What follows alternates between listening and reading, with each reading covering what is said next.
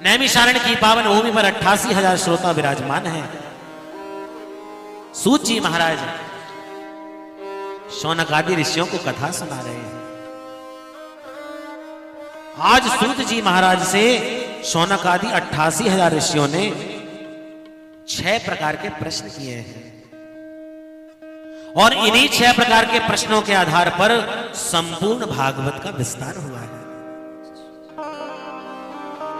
ऋषियों ने प्रश्न किया, महाराज हम आपसे कुछ प्रश्न करना चाहते हैं। बोले करिए। बोले पहला प्रश्न हमारा यह है, पुंसामेकांततः श्रेय तन्न संसितुमर्हति। पहला प्रश्न यह है महाराज की जीव मात्र का कल्याण कैसे हो। दूसरा प्रश्न यह है कि समय कम है और शास्त्र बहुत सारे हैं, तो कम समय में ज्यादा शास्त्रों का ज्ञान कैसे होगा। समस्त शास्त्रों का सार क्या है महाराज। तीसरा प्रश्न हमारा यह है महाराज की जो भगवान कर्तुमा कर्तुम अन्यथा कर्तुम समर्थ प्रकृत जगदीश्वर हैं, जिनकी मात्र नजर टेढ़ी करने से सारे संसार का विनाश हो जाता है, उन भगवान को रावण को कंस को मारने के लिए अवतार लेने की क्या जरूरत पड़ गई महाराज। ये तो वही बात हो गई जैसे किसी मक्खी को मारने के लिए कोई बंदूक का प्रयोग कर रहा है। जो भगवान अपने धाम पर बैठे बैठे किसी का भी वध कर सकते हैं, उन्हें रामकृष्ण बन करके पृथ्वी पर आने की जरूरत क्यों पड़ गई। क्यों अवतार लिया भगवान ने। चौथा प्रश्न किया, और यदि भगवान अवतार लेते हैं तो कब कब कहां कैसे कैसे भगवान के कितने अवतार हुए। पांचवा प्रश्न किया, जीव मात्र का परम लक्ष्य क्या है महाराज। और छठवां प्रश्न किया, जब भगवान इस धराधाम को छोड़ करके चले जाते हैं तो धर्मः कम शरणं गताः, धर्म किसकी शरण में जाता है महाराज। जैसे इन 6 प्रकार के प्रश्न किए, सूत जी प्रसन्न हो गए और कहने लगे, ऋषियों तुमने जीव मात्र के कल्याण के लिए बड़ा ही सुंदर प्रश्न किया है, पर जब से हम कथा को गा रहे हैं तब से हमने अपने गुरुजी का स्मरण नहीं किया, इसलिए 2 मिनट अपने गुरुदेव भगवान का स्मरण करें, उसके बाद तुम्हारे प्रश्नों का उत्तर देंगे। और यहां 2 श्लोकों में सुखदेव जी महाराज का स्मरण सूत जी ने किया। सूत जी महाराज के गुरु हैं श्री सुखदेव जी महाराज, स्मरण कर रहे हैं। यम प्रव्रजन्तमनुपेतमपेत कृत्यम द्वैपायनो विरह कातरया जुहाव पुत्रेति तन्मयतया तरवोभिनेदो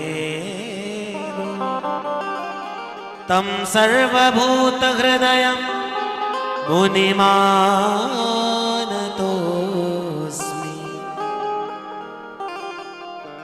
यस्वानुभावमखिल श्रुतिसारमेकम् आध्यात्मदीपमतिथिति ऋषितां तमोदम् संसारिणां करुणया पुराणगुह्यम् तं व्याससूनुमुपयामि गुरु मुनीना। कैसे हैं सुखदेव जी महाराज। बोले यम प्रव्रजन्तम अनुपेतम अपेत कृत्यम, जिन्होंने जन्म लेते ही अपने माता के गर्भ से जन्म लेते ही 12 वर्ष की अवस्था में तो मां के गर्भ से जन्म लिया, और जन्म लेते ही जो वनवास में वन की ओर निकल गए, जिनका अभी ठीक से यज्ञोपवीत संस्कार भी संपन्न नहीं हुआ। पिताजी कह रहे हैं हे बेटा रुक जाओ, हे बेटा रुक जाओ, पर मुड़ करके भी जिन्होंने देखा नहीं, तो एकांत में नितांत शांत बैठ करके ब्रह्मानंद की समाधि में जो परिनिष्ठित हो गए, ऐसे सुखदेव जी महाराज, जिन्होंने अध्यात्म के दीप को जला करके लोगों के भीतर पड़े अंधकार को दूर कर दिया। ऐसे तम व्यास सोनुमुपयामि गुरुम मुनीनाम, ऐसे व्यास नंदन सुखदेव जी महाराज को हम सब मिलकर के बारंबार प्रणाम करते हैं। बोले सुखदेव जी महाराज की, सदगुरुदेव भगवान की जय बोलना चाहिए आप लोगों को।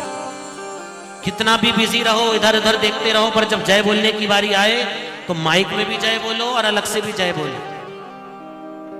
बोलो सुखदेव जी महाराज की जय हो। ऐसे दो श्लोकों में सुखदेव जी महाराज का गुरुदेव का स्मरण करने के बाद अब सुखदेव सूत जी महाराज कहते, ऋषियों तुमने बड़ा ही सुंदर प्रश्न किया। अपने लिए प्रश्न नहीं किया, लोक मात्र के कल्याण के लिए तुमने प्रश्न किया।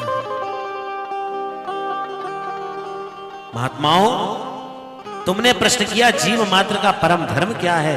तो सुनो, जीव मात्र का परम धर्म है भगवान के प्रति भक्ति का जागृत हो जाना, भगवान के प्रति प्रेम जागृत हो जाना। यह जीव मात्र का परम धर्म है। कैसा प्रेम जागृत हो जाना? बोले भैया केवल इस संसार में हरि ही हमारा है और हम ही हरि के हैं। हमें भजन करना है तो हरि का करेंगे, स्मरण करना है तो हरि का करेंगे, बाकी संसार में कोई हमारा नहीं। ऐसा भाव जब हमारे भीतर आ जाएगा तो हमारे जीवन का कल्याण हो जाएगा। इसलिए तो संतों ने कितनी सुंदर बात कही, बड़ा सुंदर भाव है। आप सब लोग भी मेरे साथ मिलकर के